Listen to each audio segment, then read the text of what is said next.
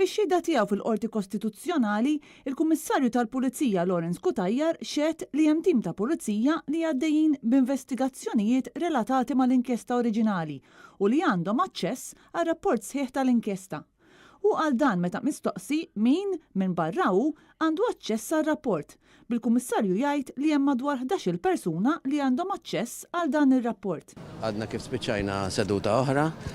L-lum tal-limna li n-effetti hemm 11 persuna oħra minn tal-inqas li għandhom il-rapport sħiħ tal-inkjesta e-grant jew aċċess għalih. Lawrence Cutajar qal li l-kopja tal-inkjesta għaddiet lilu mill-assistent kummissarju Ian Abdilla permezz ta' email u konferma li l-ewwel marċivih fil-fatt kien l-istess Ian Abdilla li ntbatlu rapport mill-Uffiċċju tal-Awditur Ġenerali. Waqt is-seduta tal-lum xehed ukoll Matthew Carbone, Viċi Kap tal-Komunikazzjoni tal-Gvern.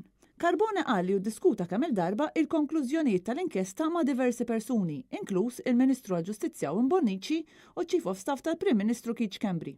Mistoqsi jekk iddiskutix il-konklużjonijiet li jsemmu l-Chief of Staff tal-Prim Ministru u qal li tkellem dwar kollox ma' Keith Schembri imma mhux fuq il-parti fejn jissemma hu stess.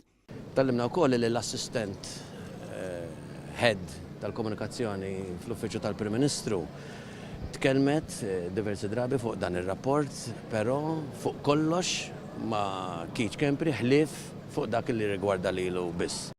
Adrian Delia qal li issa jidher ċar li dan ir-rapport qed jintuża b'mod politiku mill-Gvern. Issa aktar minn qatt qabel nafu li dan ir-rapport huwa rapport li qed jintuża b'mod politiku għalkemm il-Gvern qed jagħmel minn kollox biex jipprova jaħbid l-informazzjoni.